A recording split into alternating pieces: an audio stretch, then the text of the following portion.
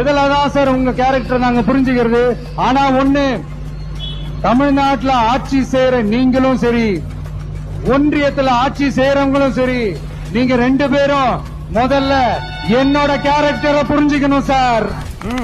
உன்னோட கேரக்டர் தானே, நான் சொல்றேன் வா. அதுக்கு முன்னாடி இங்க கொஞ்சம் பாரு. சிஎம் சொன்னது அமித்ஷாவை பார்த்து. அன்புமிகு அமித்ஷா அவர்களே, நீங்க இல்ல உங்க சங்கி படையே கூட்டிக்கிட்டு வந்தாலும் உங்களால் ஒண்ணும் இங்க பண்ண முடியாது. இது தமிழ்நாடு, இது தமிழ்நாடு. எங்களுடைய கேரக்டரையே புரிஞ்சுக்க மாட்டீங்களா? அமித்ஷாவை பார்த்து சொன்னா உனக்கு எங்க எரியுது? இதுல இருந்தே தெரிய வேணா நீ பாஜகவோட கைகூலின்னு, பாஜக கொள்கை எதிரின்னு ஓலா கேப் ஓட்டுவ. ஆனா அவங்களை எதிர்த்து பேச மாட்டேன், அவங்க பேரையும் சொல்ல மாட்டேன். கேட்டா களத்துல இருக்க கட்சியை தான் எதிர்ப்பன்னு சொல்லிட்டு இருப்ப. ஏன் பாஜக தமிழ்நாடு அரசியல் களத்துல இருக்கிறது உனக்கு தெரியாதா? அவ்வளவு பெரிய தற்குறியா நீ? அதை தாண்டி உன் கேரக்டர் புரிஞ்சுக்கணும் அப்படின்னா நான் சொல்றேன், இங்க பாரு.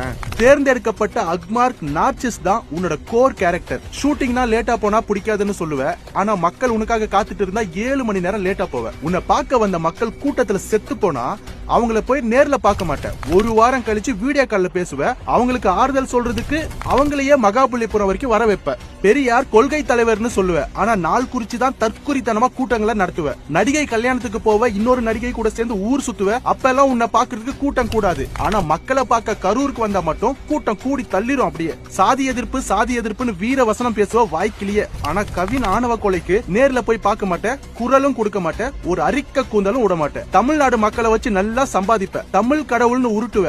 ஆனா இப்ப வரைக்கும் திருப்பரங்குன்ற வார்த்தை கூட உன் வாயில வரல. திருப்பரங்குன்றதுக்கு குரல் இல்ல, ஒரு அறிக்கை கூட விடல. முத்துராமலிங்கம் பிறந்த நாளுக்கு மாலை மரியாதை, அம்பேத்கருக்கு ஏஐ செட்டப். இன்னும் உன்னோட கேரக்டர் எல்லாத்தையும் சொன்னா ரொம்ப கேவலமா நாராசமா இருக்கும் தற்குறி விஜய் அவர்களே. உங்க ஸ்டைல்ல சொல்லணும் அப்படின்னா உன் கேரக்டர் பத்தி இந்த எக்ஸ்பிளனேஷன் போதுமா இல்ல இன்னும் வேணுமா?